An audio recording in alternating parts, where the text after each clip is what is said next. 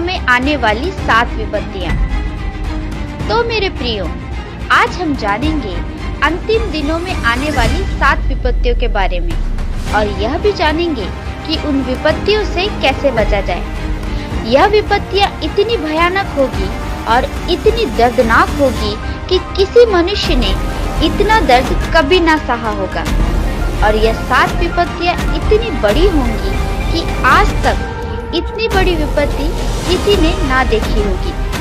तो आइए शुरू करते हैं और देखते हैं कि अंतिम दिनों में आने वाली 7 विपत्तियां क्या हैं। विपत्ति नंबर 1, दुखदाई फोड़े। तो आइए हम बाइबल से देखने पाएंगे। प्रकाशित वाक्य उसका 16वां अध्याय उसके दूसरे पद में कुछ इस प्रकार से लिखा है, अतः पहले स्वर्गदूत ने जाकर अपना कटोरा पृथ्वी पर उंडेल दिया। तब उन मनुष्यों के जिन पर पशु की छाप थी और जो उनकी मूर्ति की पूजा करते थे, एक प्रकार का बुरा और दुखदाई फोड़ा निकला। तो मेरे प्रियो, स्पष्ट है कि जो कोई उस दुष्ट की मूर्ति की पूजा कर रहा है या जो कोई उस पशु की छाप लगा रखा है, उन पर ही यह विपत्ति आएंगी और यह फोड़े ऐसे दर्दनाक होंगे जो मनुष्य सह नहीं सकता। और वो ऐसे समय होगा कि वे लोग मरना तो चाहते होंगे लेकिन मरेंगे नहीं।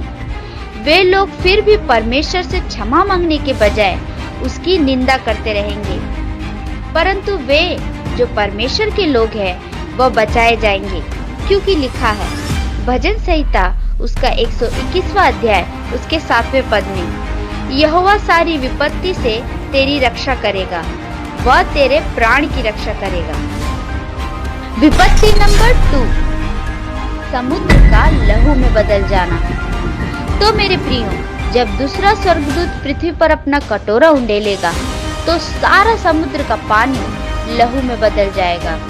जैसा कि हम प्रकाशित वाक्य उसके 16वें अध्याय और उसके दूसरे पद में पढ़ते हैं, वहाँ पर इस प्रकार से लिखा है, दूसरे स्वर्गदूत ने अपना कटोरा समुद्र पर उंडेल दिया और वह मरे हुए मनुष्य के लहू जैसा बन गया और समुद्र में का हर एक जीवधारी मर गया। तो मेरे प्रियो, जब दूसरे विपत्ति का कटोरा पृथ्वी पर उंडेला जाएगा तो समुद्र का पानी लहू के समान बन जाएगा और सारे समुद्र में जितनी भी मछलियां हैं सभी मर जाएंगे। और आप जानते हैं, जब मछलियां मर जाएं तो बहुत ही गंदी बदबू आती है, और जब समुद्र का पानी लहू में बदल जाएगा तो वह दृश्य बहुत ही भयानक होगा। जैसा कि हम बाइबल में इन विपत्तियों को पहले भी मूसा के समय पर आते हुए देख चुके हैं, जब मिस्र में परमेश्वर के लोगों को सताया जा रहा था और बंदी बनाकर रखा गया था। तब हम देख सकते हैं परमेश्वर ने मूसा के द्वारा एक अद्भुत कार्य किया। निर्गमन उसके 7वें अध्याय और उसके 20वें पद में हम देख सकते हैं, वहाँ पर इस प्रकार से लिखा हुआ है, तब मूसा और हारून ने यहोवा की आज्ञा के अनुसार किया, अर्थात उसने लाठी को उठाकर फिरौन और उसके कर्मचारियों के देखते नील नदी के जल पर मारा और नदी का सब जल लहू बन गया। तो आप सोच सकते हैं, जब समुद्र का पानी लहू में बदल जाएगा तो उसमें से एक भयानक दुर्गंध आएगी जिसे लोग बर्दाश्त नहीं कर सकेंगे, क्योंकि हम जानते हैं पृथ्वी की 1/4 ही सिर्फ धरती का हिस्सा है, बाकी 3 भाग तो समुद्री ही है। तो आप सोच सकते हैं इस बात को कि हम मनुष्य ज्यादा तो समुद्र के जीव हैं। जब वे सड़ने लगेंगे तो हमारा क्या हाल होगा। हम सांस नहीं ले पाएंगे और सांस नहीं ले पाने की वजह से मरने लगेंगे। लेकिन वह समय ऐसा होगा कि जब लोग मरना चाहेंगे लेकिन ना मरेंगे, परंतु उस समय में जो परमेश्वर के लोग हैं उन्हें परमेश्वर बचाए रखेगा, क्योंकि लिखा है नीति वचन उसके पहले अध्याय उसके 33 पद में, परंतु जो मेरी सुनेगा वह निडर बसा रहेगा और बेग टके सुख से रहेगा। विपत्ति नंबर 3, नदियों के पानी का लहू बन जाना। प्रकाशित वाक्य उसके 16वें अध्याय उसके 4 पद में कुछ इस प्रकार से लिखा है, तीसरे स्वर्गदूत ने अपना कटोरा नदियों और पानी के सोतों पर उंडेल दिया और वे लहू बन गए। तो मेरे प्रियो, जब तीसरा कटोरा पृथ्वी पर उंडेला जाएगा तब नदियों का पानी लहू बन जाएगा। और मेरे प्रियो, इन विपत्ति के समय सारी नदियां जिन पर मानव जाति निर्भर रहती है, अपने पीने के पानी के लिए वह नदियों के पास जाएंगे, पर तब तक नदियों का सारा जल लहू में बदल चुका होगा। तब हर एक मनुष्य को प्यास लगकर गला सूखने के कारण उस नदी का जल, जो कि लहू बन चुका है, पीना पड़ेगा। ऐसा क्यों होगा, यह भी लिखा है। आप देख सकते हैं प्रकाशित वाक्य और उसके 16वें अध्याय के 5वें और 6वें अध्याय में कुछ इस प्रकार से लिखा है। तब मैंने पानी के स्वर्गदूत को यह कहते सुना, हे पवित्र जो है और जो था, तू न्यायी है और तूने यह न्याय किया, क्योंकि उन्होंने पवित्र लोगों और भविष्यवक्ताओं का लहू बहाया था और तूने उन्हें लहू पिलाया, क्योंकि वे इसी योग्य हैं। तो मेरे प्रियो, आप जानते ही हैं कि यह सदियों से चलता आ रहा है। दुष्ट और दुष्ट के सेवकों ने पुराने भविष्यवक्ताओं और परमेश्वर के लोगों का लहू बहाया और उन्हें बहुत सताया है, और आज भी यही हो रहा है। लेकिन मेरे प्रियो, अंत के दिनों में उनका न्याय परमेश्वर ही करेगा, और जब यह तीसरी विपत्ति पड़ेगी तब वे लोग जो परमेश्वर के लोगों को सता रहे हैं प्यास से तड़पते रहेंगे, परंतु जो परमेश्वर के लोग हैं उन्हें परमेश्वर बचाए रखेगा। क्योंकि लिखा है यूहन्ना रचित सुसमाचार उसका 4वां अध्याय उसके 14वें पद में, परंतु जो कोई उस जल में से पिएगा जो मैं उसे दूंगा, वह फिर अनंत काल तक प्यासा ना होगा, वरन जो जल में उसे दूंगा वह उसमें एक सोता बन जाएगा जो अनंत जीवन के लिए उमड़ता रहेगा। विपत्ति नंबर 4, लोगों का सूरज की गर्मी से झुलसना। जब चौथे स्वर्गदूत ने अपना कटोरा सूर्य पर उंडेला, तब सूर्य की गर्मी से लोग झुलसने लगे, क्योंकि लिखा है प्रकाशित वाक्य उसका 16वां अध्याय उसके 8वें पद में, चौथे स्वर्गदूत ने अपना कटोरा सूर्य पर उंडेल दिया और उसे मनुष्यों को आग से झुलसने देने का अधिकार दिया गया। तो दोस्तों, जब चौथा कटोरा सूर्य पर उंडेला जाएगा, तब जितने भी उस दुष्ट की आराधना कर रहे होंगे और उस शैतान के साथ होंगे, और जितने भी पापी लोग हैं, वे सब सूर्य की गर्मी से झुलसने लगेंगे, और पूरी पृथ्वी में पानी सूख चुका होगा।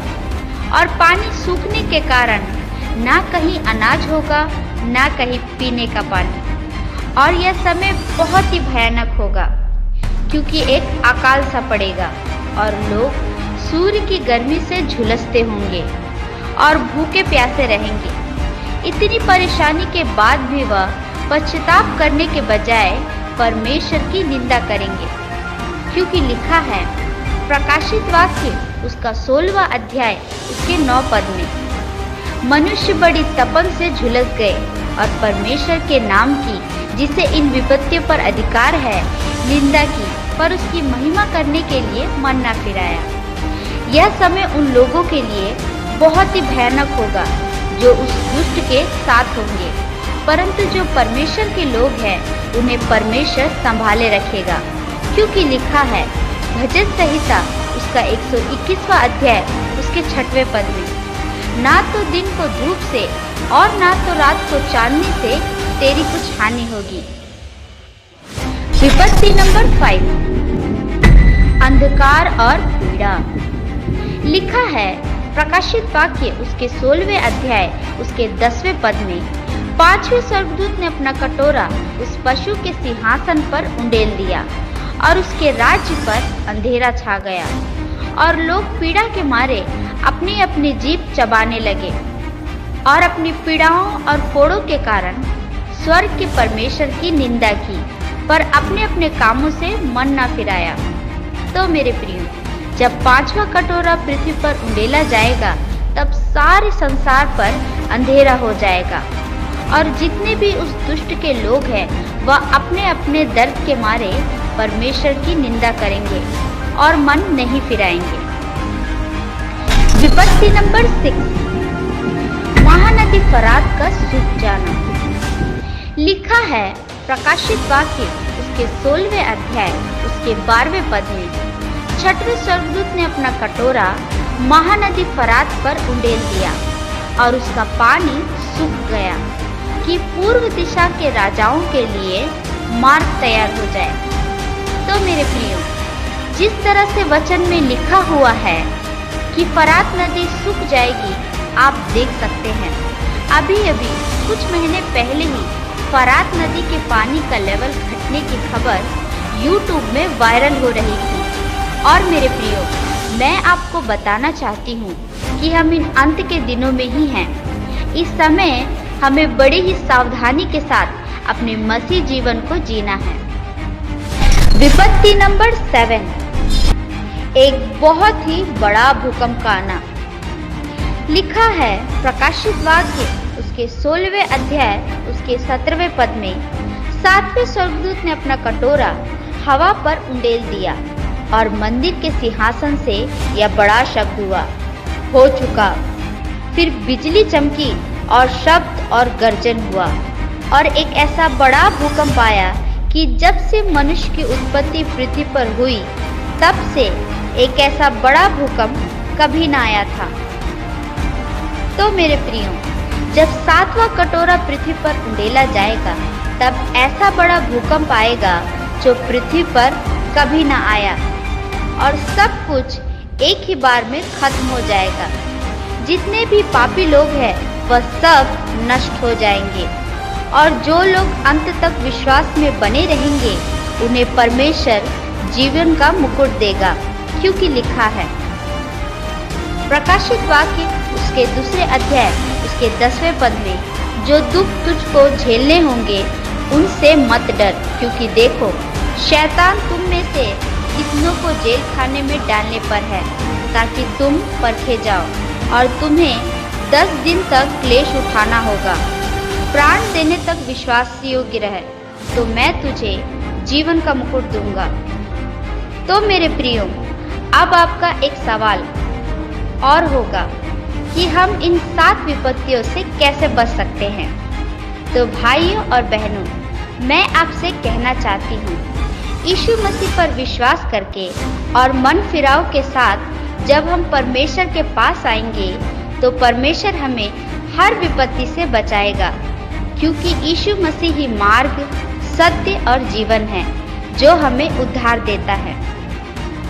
अगर आपको हमारे वीडियो पसंद आई तो हमारे वीडियो को लाइक करें और अगर आप हमारे चैनल में नए हैं तो हमारे चैनल को सब्सक्राइब और बेल आइकन को दबाना ना भूलें, जिससे कि हमारी नोटिफिकेशन आप तक पहुंच पाए। और हमारी वीडियो कैसी लगी कमेंट बॉक्स में कमेंट करके ज़रूर बताइएगा। धन्यवाद। जय मसीह की। प्रभु आप सबको बहुतायत से आशीष दे। आमीन।